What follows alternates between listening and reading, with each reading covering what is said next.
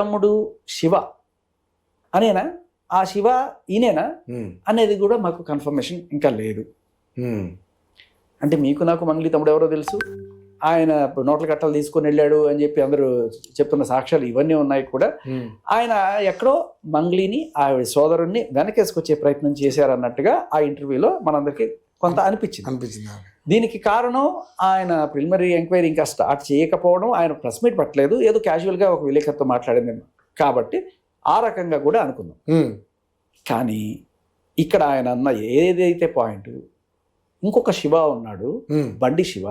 ఆ బండి శివ అనేవాడిని మీరు మంగ్లీ తమ్ముడు శివ అని చెప్పి కన్ఫ్యూజ్ అవుతున్నారేమో. ఆ శివ ఈ శివ అవునో కాదో మాకు తెలియదు అనేది ఆయన పాయింట్. అక్కడ కట్ చేస్తే ఈవిడ రిలీజ్ చేసిన లేఖలో నేను నెత్తురు కూడా తినను, లేకపోతే నేను ఉత్తమరాల్ని, నన్ను నమ్మండి, ఇంక ఏదో చెప్పుకుంటూ వచ్చింది కదా.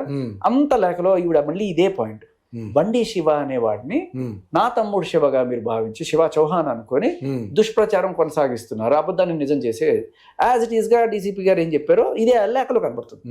సో ఇక్కడ ఏమనిపిస్తుంది అంటే మనకి ఇది కూడా ప్లాన్ తమ్ముడిని తప్పించడానికి. ఎందుకంటే తమ్ముడిని తప్పించడానికి ఇవి చేస్తున్న ప్రయత్నాల్లో చూడండి నా తమ్ముడు చూడండి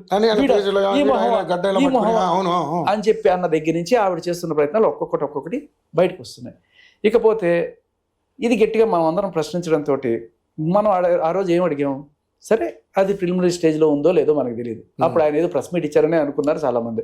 సో బట్ గట్టిగా అడిగారు, అరే ఎవరైనా సరే మంగ్లీ కోసమే సరెండర్ అయ్యాడనే విషయం అందరికీ అర్థమవుతుంది, మీకు అర్థం కావట్లేదా?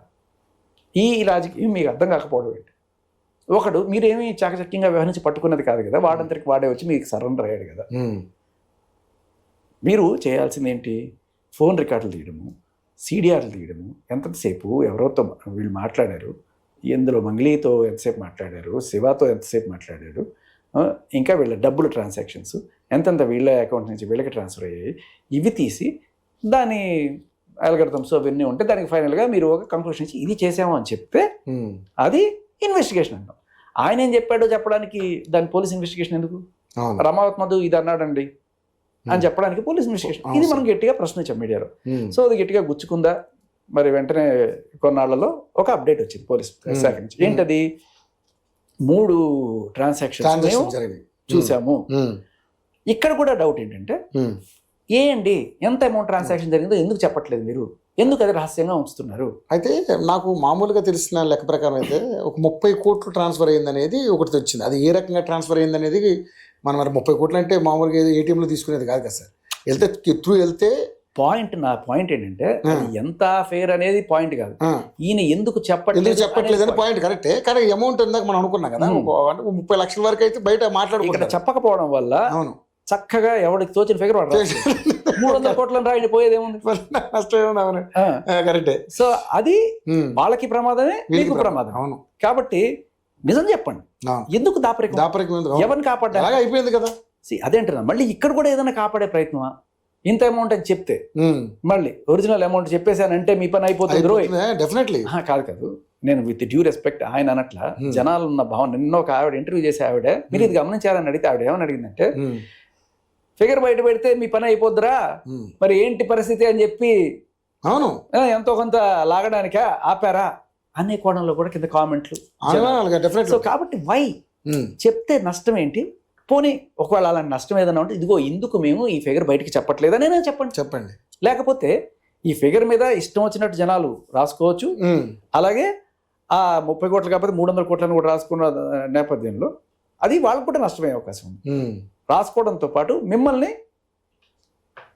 రాసుకోకపోతే మిమ్మల్ని అనుమానించే అవకాశం ఉంటుంది. కాబట్టి ట్రాన్స్పరెన్సీ ఈజ్ వెరీ ఇంపార్టెంట్. ఇది రెండో లెక్క.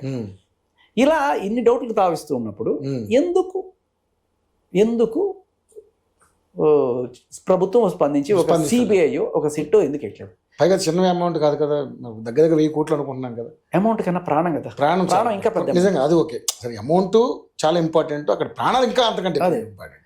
ఇప్పుడు ప్రభుత్వం ఎందుకో మరి వదిలేండి, ఈ ప్రభుత్వం వదిలేండి. మన అక్కడెక్కడో మొక్కజొన్న చేను కాలిపోతే ఇమీడియట్లీ సీఎం గారు స్పందించారట.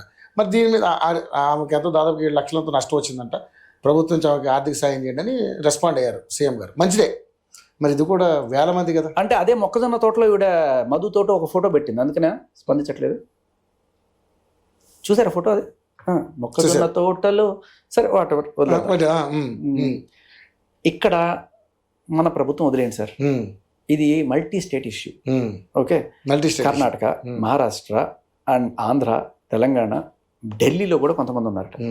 నా షాకింగ్ విషయం ఏంటంటే పోలీసులు కూడా, కొంతమంది పోలీసులు కూడా దీంట్లో పెట్టుబడులు పెట్టున్నారు.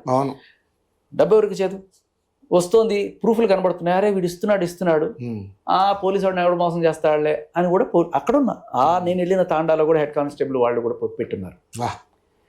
సో ఇటువంటి పరిస్థితి నాకు తెలిసి ఇది పైకి పాకి మన ఎమ్మెల్యే మామూలు కూడా చాలా మంది దీంట్లో పెట్టుంటారేమో.